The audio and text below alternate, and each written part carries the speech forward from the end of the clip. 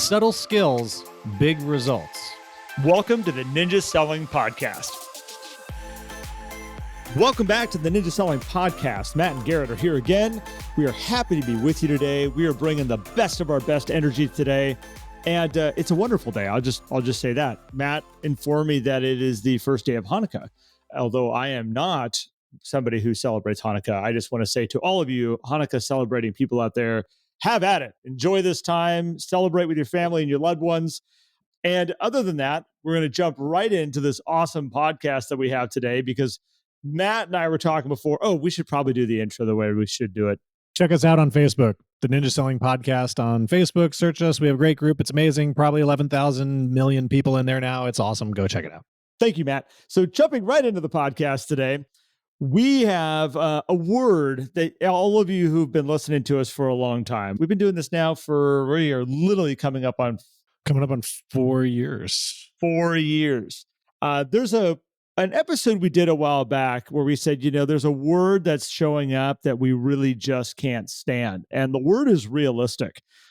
And I was talking with Matt this morning and I was like, the darn word is showing up again. I have heard it so many times in the last month, going through business planning, writing goals, where people have said, I want to be realistic about next year. And I keep stopping going like, where is that? What are you watching? Who are you paying attention to? What information are you bringing into your world? Because that only comes up when we are finding limitations out there, where we are wanting to write a big goal, but that little voice comes in and goes, but let's be realistic. And it just makes me go insane. And Matt, we're going to talk about this today. Yeah. I've had several conversations this week already about this. And I got to make sure my goal aligns with the market predictions for next year. And it's like, wait, what? Who cares what the market's going to do? We are such a small piece of the market that it doesn't matter what the markets do. If you want to, you can go counter the market. You can blow it up while everybody else is paring down. Now, if you don't want to set a big goal because you're like, hey, that's just not part of my goals, great. Let's find a different goal. That's a big quote unquote goal for you. But that's different than realistic. It is totally different than realistic. But I just wanted to put that out because some people are like, yeah, but I just don't want to work that hard. I'm like, no, we're not talking about you necessarily. This is not about you. Sorry. Although there could be something in there that we need to discuss about goals. Why are goals supposed to be realistic? Goals aren't meant to be realistic. They're meant to be crazy. They're meant to be like, holy cow, if I hit that, that's going to be incredible. That's what goals are designed to do. Otherwise, you live a really boring, realistic life. Well, otherwise, a goal is a limiting belief that you're putting out there. You're putting something out there saying, this is the limit of what I think I can obtain. Instead of a, what if we hit that? Like, whoa, my, what if? Like, where would my world be? What would my life look like? But the minute you're putting it out there and you're attaching this little piece to it that goes, that's probably as good as I possibly could do because of this and that and this going on, you literally are setting a limit. Well, Garrett, too, what I'm seeing some people do is they're looking at their production for this year and being like, I want to be realistic, so I'm just going to set my goal to be the same as I did this year. And I'm like, well, then we don't have to business plan. In fact, we don't even need to talk anymore. Just do the same thing you did this year and you'll be fine. And then all of a sudden they'll probably go back and be like, holy cow, I didn't even do what I did last year. Well, yeah, because you just limited yourself, your upper limit, as what you just did, which clearly is possible. So frustrating. The other place I'm seeing it come in, Matt, is I've had a lot of conversations with people say like, well, I had that one big deal this year that pushed me to this spot that I'm in. You can hear the internal voice going, I will never do another deal like that again. That was like just a one-off. It was a big one, but I'm not going to build a business even thinking that I'm going to do a transaction like that again. And it's funny, the conversations to have with people and say, well, let's just use the term like a $9 million transaction. And you're usually doing $1 million transactions. Well, what if that $9 million, now that you've done it, now people see you as somebody that can do $9 million transactions? What if that raises your baseline transaction to $2 million? What if all your deals you did last year averaged $1 million? What if all your deals this year averaged $2 million? because you did the $9 million deal last year. What would your business look like if every single one of them now set a new bar of a new average for you? Like, this is the power of that big deal that you did, is it raises the baseline of everything around you, of what you're capable of, the type of people you can work with, how they see you as what you can handle for real estate. Like, it just raises everything up. So yeah, you may not have another $9 million transaction next year, but it raises the baseline of everything that you're doing and the level that you're playing at. Then it's like, well, what if we did have another one? Bonus. If we didn't have it, we're probably going to make it up by the baseline being raised. It's like, don't sell yourself short just because whether you might or might not have that one thing that maybe made a goal work. Doesn't work that way. Well, you think about it this way too. Goals are designed to then craft what are the things that I can do to help attract that, to help bring that towards me. And if you are saying, oh, I can never do a deal like that again, then you're not going to do anything of what it takes to go find another 9 million, or let's bump it up to an 11, 12, $13 million deal. Like, you're not going to do the things. But it was an accident. The $9 million deal I did this year was an accident. Like, that's not who I am. That's not the business I run. I do $1 million transactions. I feel bad for you. By the way, doing million transactions is really awesome, but the Henry Ford quote, right? I mean, well, it's attributed to Henry Ford. He probably took it from somebody else, but whether you say you can or you cannot, you are correct. And that is what we're talking about. And the minute you say, now, I know there's other aspects of where we bring in the word realistic and things like that into everyday life and things, and we're not talking about that in particular, although you may want to rethink the way you use that too. But anytime you're talking about what you want to achieve and where you want to go, and you drop the word realistic into that bucket, you've now created or codified a limit that already is in your non-conscious. And that's exactly what we're trying to pull apart. So what I would do instead is look at it and say, okay, well, if I take out all the outside factors, because I think, Garrett, a lot of people are looking at Lawrence Yun and other economists and all the market predictions of what's going to happen in 2023, which, by the way, drastically change week over week. It's kind of fun watching the different headlines because it's like, ooh, who's adjusting their predictions this week? Well, the last thing you want to be is wrong. Like, we got to adjust because we don't want to be, have egg on our face that we made a wrong prediction. You got to adjust. Well, and I think what's happening right now, which is why you're seeing this bandwagon of, oh, the market's gonna, which, by the way, is turning around. I don't know if people have recognized the market's crashing language has softened a little bit as people are like, wait, it hasn't happened yet. So you go back to 2008, and nobody wants to be wrong like that again, where they're like, oh no, it's crazy, keep going, bye, bye, bye, bye, bye, bye. And then it's like, and nobody wants to be that person again. By the way, there's a way to not predict a crash, and even if things is just don't predict anything, quite frankly. It's just kind of where I go to. If you want to be right all the time, stop making predictions. Right. And so this is where people are like, I want to be right. So the bandwagoning of jumping on this is going crazy. But if you look at the top people in the industry, the people who are out there in the field doing the work, none of them are talking about that. One, because they're also not making predictions the other way. They're just saying, hey, I know that I am in control of my future and my business. And I know there's always growth opportunities no matter the market. So if we continue to connect with our people, have conversations, add value, there's going to be plenty of opportunity for anyone to grow and thrive. And that's the cool part. And so pulling that back to the realistic, if you're saying realistic, then you're totally cutting off that opportunity from yourself. And I don't want to see people do that. We do have third quarter FHFA data. That's what I'm pulling up right now because it was really interesting that this report came out. Then, of course, everybody's going like, oh my gosh, look, we're starting to see a drop. And there's a couple pages in here that I really love. So if you look at the full report, and this is, again, is a fairly substantial report. I'm actually trying to see it. 29 pages long right now. On page number 8, one of my favorite pages in the entire thing, what it talks about in here, monthly house price index for the U.S. from January of 1991 to present. And I have looked at this graph so many times over my time of being even around real estate. So I started looking at this back in 2000. Around 2005 is when I really started paying attention to it. And I looked at it every single quarter just to kind of go, let's see what the changes are. Let's see what this journey that we've been on. And so I started looking at it before it got all weird and crazy and did all kinds of funny stuff. And you can see exactly when the banks failed. You can see the exact moment of bailout money back in 2008. You can see exactly in 2011 when the markets flatlined for the first time. And we're like, whoa, like there's this little teeny marker that's just starting to grow that says we are hit a flat spot. We're not going down anymore. You could see right at the end of 2011 when this thing started to take off and go up again. You can see right where COVID hit. It just makes this little hook. And I was like, oh, this little hook, we could go down. And then it goes boom and just shoots straight up into the air almost, which is what we saw over the last couple of years. And then we have the spot where it peaks and it drops. The last quarter this came out, you could start to see the drop on it. It was just starting to tail off and go down. And I was like, oh, here we go. Like this could be the marker of like what we might be seeing if anybody's going like we could have a drop here. If you look at it right now, there's a little tail that flatlines. And I'm like, that's what I wanted to see.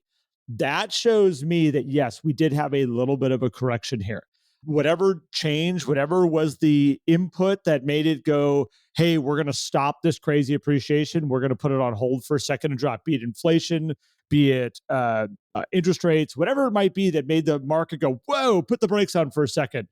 We are now at a spot that it has dropped a little bit. And instead of it just continuing on a downward run, that little tail tells me, okay, we need to start paying attention here right now because I'm not seeing the signs, especially in this information, that we are going to continue a downward slide. Those little teeny tails like that have always led me to kind of like, what do I need to be paying attention to right now? And you should all pay attention to it. You should go grab that graph. And if you've got people that are nervous about the marketplace right now, tell the story. Where are we going? What's happening here right now? But going back to where we started this leads us to don't look at the marketplace around you and the factors that are around you to be like, that's the predictor about whether I'm going to be successful or not, or hit these crazy goals that I want to put out there in 2023. You are the creator of that. You have so many resources at your fingertips, so many people that need your help out there. Whether the marketplace decides to crash and lose 10% of its value in the next 12 months, you still have the available resources to create an amazing, crazy goal that you want to set for yourself. That's why we're here today talking to you. Yeah. I know this wasn't supposed to be about FHFA, but like South Carolina #2 finally getting high up in the rankings on trailing 1 year appreciation and well up there in the quarter as well. You know, we look at these shifts, and I think this is where you have to protect your mindset because this is when people start to bring in the limiting and be realistic. Well, I got to look at Garrett, look at how many areas, how many states, how many metro areas had negative appreciation in the third quarter. It's like, okay, but how much was it really down? I mean, you know, okay, Idaho down 2.7% after having a what the past few years, still a 5 year run of 115%. Mm-hmm. Whoa. You know, so like, yeah, there's always going to be these changes in the market. But here's the other thing, that's just price appreciation. That doesn't mean that your personal business has to follow those trends. And most people do look at trends and say, hey, yeah, I'm just going to trend with the market. The top people that you're looking at that you want to be like, they're not market trenders. In fact, when they have down years, a lot of times other people are having crazy years because what's impacting their success is maybe something personal, maybe something that they want to change, right? Maybe something that they knew it was going to be a down year because they were having to make some other investments and other things to skyrocket. Corey Whitaker is the best example. They use her in the Ninja installation to show, hey, she found Ninja, boom, crazy growth in her business, close to 1 million GC, I think it was 700 something. And then the next year, almost half because she burned out. Then she hired an assistant, and this year she's tracking towards 2 million. Here's some more just interesting information around the FHFA data that you're sharing and you're fist pumping for South Carolina there. Still didn't beat Florida. It's funny how we can get competitive over like our state. Like, come on, like, let's get going. 2022 third quarter still had a positive appreciation for the quarter nationally. Like, there's things we need to look at here. It's like, yes, there are some cities that came down a little bit. There are some cities that got bumped here negatively. But really, as a whole, as a nation, we still didn't have negative appreciation for the quarter. We still, if we look at 1 year, so third quarter of 2021 to third quarter of 2022, nationally, we still have a 12% appreciation over that time period. That's huge. If you go back to 2019, anywhere in 2019 did not get over 6% appreciation. We have a 4.9, 4.9, 4.9, and 5.4 for the 12-month running time period there for those quarters. We're still sitting at a 12 right now. Like, take a big deep breath. Let's go. We hadn't seen anything over 2 for one quarter. Nothing over 2% from fourth quarter 2005 was the last time it was over 2%, all the way to third quarter 2020 when it was almost 4%, and which was a slingshot because of, well, we all know. The dreaded C word. Pulling this back out of the data and into this vision setting, if you are sitting there looking at your goal, you finish your business plan, you're like, good, this is a realistic plan. I want you to reconsider the goals you've set. I want your plan to be, quote, realistic in the way of like, hey, I can actually go do these things. That's important. That's a really good point, Matt. I'm going to stop you because I think that what you can make realistic is you have 24 hours in the day. Some of those hours you need to sleep. Some of those hours you need to feed yourself. Some of these hours you need to take for personal time to make sure that you're running at the most optimum that you can possibly work. We have other people in our life that require our attention, and they require our love and our affection and our energy. We need to be realistic with that, so that, like, I look at like kids, so we can raise respectful, awesome human beings in this world. They need you. At the same time, you have time left over to work, and you have time left over to grow your business. You have time left over to actually handle the business you've created. And those are the areas of the, what are the items that I have that I can put in to grow and manage this business? That's where you get to be realistic with the time. You know, you saying I'm going to put on 1,000-person event every single week, and I'm going to do that in a 4-day work week, and I'm only going to put in 8 hours a day to be able to create that every single week over and over again. There's a certain point there that you're going to be like, yeah, this is not realistic. Like, I have set something here that is not realistic. But the results are a funny thing that if you are working in the right areas, doing the right thing, like, that's not the place to be realistic. But the activities, I can understand that. So I'm happy you said it that way, Matt. Yeah, and that was a good explanation of it too. And I think the root of that is that your actions do not need to be linear to your results, and rarely ever are. We spend so much time looking for the linear actions like, oh, well, what's the ROI on this? And that ROI never changes. So we just do this. It's like, well, first of all, those ROIs might change. Second of all, we should be looking at things that maybe don't have calculable ROIs, because those could be the major trend benders. They could also be huge wastes of time. But if you set a, quote, unrealistic goal, a big goal, a crazy goal, you're going to have a different type of analysis on how your time is used, so that you set a realistic action plan that you're like, yeah, I can do these things. And those realistic actions can produce unrealistic results. That is what we're trying to achieve. That is the quote. Realistic activities that will produce unrealistic results. Okay, that's a t-shirt. I see a bumper sticker. Realistic activities that produce unrealistic results. That is the new tagline for coaching. We had mentioned a t-shirt, I think, at one point about millennials on the phone, and I was told, please don't make those. But this one may be something we should do. So drop it in the podcast group. I'm writing notes here. You just keep talking, Matt. That would be incredible. So Garrett's already working on the t-shirt designs, the bumper stickers, the coffee mugs, the Yetis, the whatever we're going to put these things on. And see, this is us thinking about crazy goals and things that we want to do versus, I mean, realistically, be like, Garrett, we're not a apparel company. That's not right. No, we can be whatever we want to be. You can't tell us who we can be. So I think this is great, man. I mean, Do you have more that you want to add into this? Because I mean, I'm pumped up. I'm ready to. I want to go do things now. I want to go do some quote realistic things that produce unrealistic results. But I know you probably have some more wise words for the audience. Well, no, I think for the most part, this is again, it's one of those things that Matt and I come up with episodes for all of you based off of real time what we're seeing out here right now. And there's a lot of people that come to myself and to Matt and they said, "How did you know what I needed to hear right at this moment in time?" And it's because we talk to so many people and we're working in so many people's businesses out here.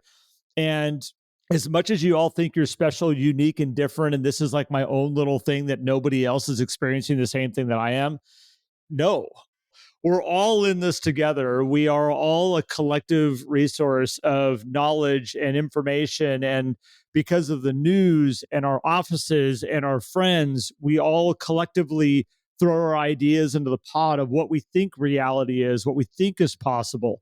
And when we start to see these trends start to come up, it's not because it's one person that just decided that this is what I think is possible next year. It's a collective consciousness of a lot of people.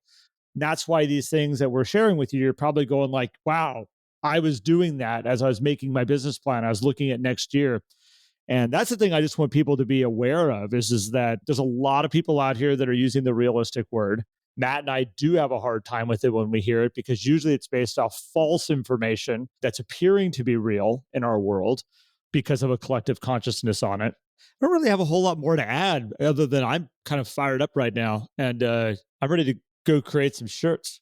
Yeah, let's do it. Well, so guys, I hope that you got some great value out of this. If you want to share your thoughts, we've been posting the episodes links to where you can listen online, just like our regular standard link to our website or to the hosting site. But you can obviously listen to the podcast anywhere. But we're posting these in our Facebook group so that y'all can comment on them or chat amongst each other about those particular episodes. This was a request that somebody had made, and I think it's great. And I love the comments that people are dropping on there. So if you're not in our Facebook group, get into Facebook, search for the Ninja Selling Podcast. You'll find the community, hop in there, answer some questions. We got you covered. And if you are new to Ninja or you want to learn more about Ninja, head over to ninjaselling.com. You're going to learn about the whole path, how you can get on the path, where you can find an installation, which is our 4-day immersive experience to get Ninja installed inside of you so that you can run it in your business and in your personal life. If you're interested in learning more about coaching, which is one-on-one attention with you and your business, you can find that at ninjaselling.com as well. And there's a whole host of other things there, so check it out. And if there's anything that we can do for you, you can hit up Garrett and I as well through the podcast community or every other ways that y'all figure out to communicate with us, which is wonderful. So appreciate you. And appreciate you, Garrett. I appreciate you too, man. Thanks for, again, as always, doing this with me. And thanks everybody for joining us on this journey today. If you ever wondered, because as you made the Henry Ford quote, and you're like, I'm not sure if it's Henry Ford's quote or if it's like maybe somebody else's he pulled it from. I know his neighbor for years was like, that was mine. This one came from us. Realistic actions to produce unrealistic results. That's a Matt and Garrett one. So just quote that one. You can put our name with it. It's not our neighbors. It's not somebody else's. That's ours. So everybody enjoy your day. Take care, everyone. If you enjoyed today's episode and would like more, visit us at theninjasellingpodcast.com. There you will also find links for more information about ninja selling and coaching. Have an incredible day.